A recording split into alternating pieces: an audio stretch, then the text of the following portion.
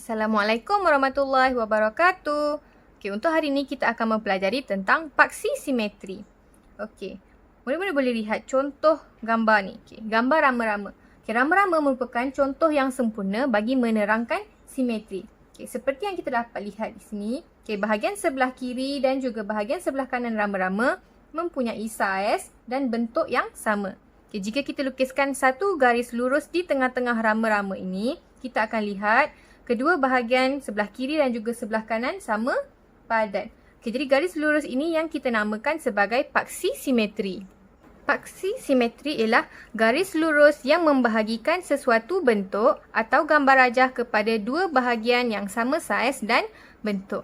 Okey, mari kita lihat contoh huruf yang ada dekat sini. Huruf B.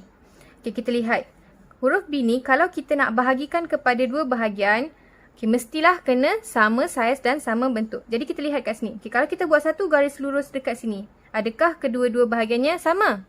Okay, tidak. Kalau tidak, maksudnya kita tidak boleh membuat paksi simetri di sini. Okay, sekarang tengok pula. Okay, untuk garisan, kalau kita buat garisan kat tengah-tengah ni. Okay, kita akan lihat bahagian atas dengan bahagian bawah mempunyai sama saiz dan bentuk. Okay, jadi garisan ini yang kita panggil sebagai paksi simetri. Okey, kita tengok pula untuk huruf I. Okey, di mana paksi simetri untuk huruf I? Okey, kita tengok kat sini. Kalau kita bahagikan kepada dua bahagian, okey, kat tengah-tengah ni, kita akan dapat lihat, okey, sebelah kiri dengan sebelah kanan sama bentuk, sama padan. Okey, jadi ini yang kita panggil sebagai paksi simetri. Okey, ada tak paksi simetri yang lain yang boleh kita lukis untuk huruf I ni? Okey, ada. Kalau kita lihat, dekat tengah-tengah ni pun kita boleh bahagikan kepada dua. Kalau kita lihat, okay, sebelah atas dengan sebelah bawah pun sama padan sekiranya kita membuat satu garisan di tengah-tengah. Jadi ini pun kita panggil sebagai paksi simetri. Okay, jadi ada sesuatu bentuk mempunyai satu paksi simetri dan ada juga yang mempunyai lebih daripada satu paksi simetri. Kita boleh membahagi sesuatu objek atau bentuk yang ada simetri ke dalam keratan yang serupa. Semua objek sekata mempunyai garis simetri. Okey, mari kita lihat contoh bentuk yang telah kita pelajari sebelum ni. Okey, bentuk yang pertama ialah bentuk segi empat sama. Jadi mari kita lihat berapakah paksi simetri yang terdapat pada bentuk ni.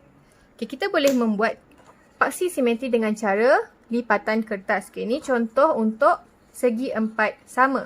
Jadi mari kita lihat. Okey, kita lipatkan dia kepada dua bahagian yang sama bentuk. Okey. Dekat tengah-tengah ini yang kita namakan sebagai paksi simetri sebab kedua-dua ni sama bentuk. Okey, kita boleh juga lipatkan ke sebelah kiri dan kanan. Okey. Macam ni pun, okey, ini ialah paksi simetri sebab sebelah kiri dan kanan sama. Okey, selain daripada tu kita boleh juga lipatkan daripada penjuru kepada penjuru dan membentuk segitiga. Okey, jadi ini pun ialah paksi simetri untuk segi empat sama. Kita boleh juga penjuru lagi satu kepada penjuru lagi satu ni.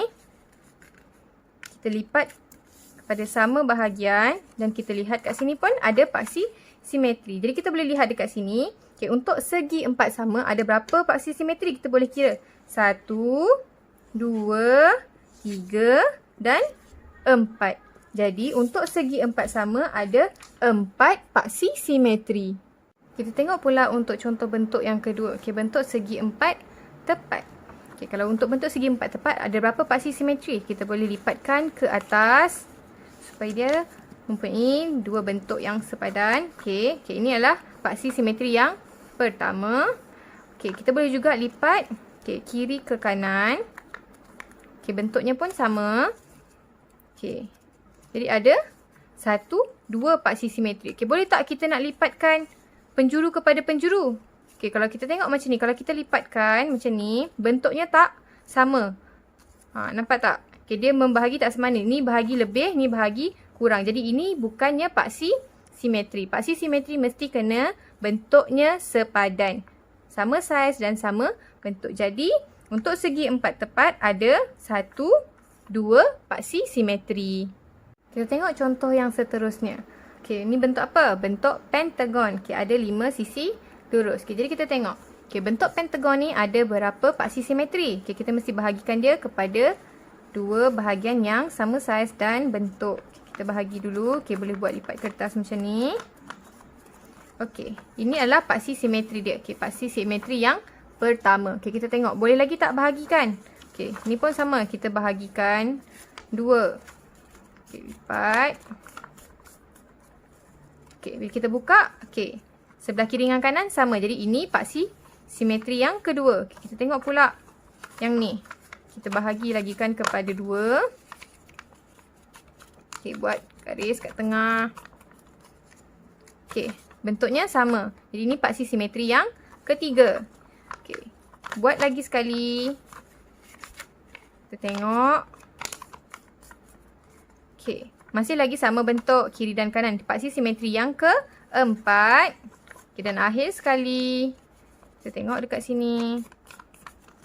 Okay, ni paksi simetri yang kelima. Okay, maksudnya pentagon ada 1, 2, 3, 4 dan 5. Maksudnya pentagon ada 5 paksi simetri. Akhir sekali kita akan tengok untuk contoh bentuk oktagon. Okay, oktagon ada berapa sisi lurus? Ada 8 sisi lurus. Jadi kita kira ada berapa paksi simetri untuk oktagon. Okay, kita tengok. Okay, ni 1, 2, 3, 4, 5, 6, 7, 8. Okay, jadi oktagon ada 8 paksi simetri. Okey, jadi dekat sini kita dapat lihat kalau bentuk-bentuk poligon sekata, bilangan paksi simetrinya adalah sama dengan bilangan sisi lurusnya. Okey, contohnya segi 4 sama. Okey, ada 4 sisi lurus. Okey, dia ada 4 paksi simetri. Okey, kalau untuk bentuk pentagon ada 5 sisi lurus yang sama panjang, dia ada 5 paksi simetri. Begitu juga dengan oktagon. Kalau ada 8 sisi lurus, maksudnya ada 8 paksi simetri. Okey, jadi itu sahaja untuk hari ini. Okey, murid-murid boleh komen dekat bawah contoh-contoh bentuk huruf ataupun objek yang ada di sekeliling anda yang mempunyai paksi simetri. Okey, jadi itu sahaja untuk hari ini. Bye semua. Assalamualaikum. Semoga berjaya.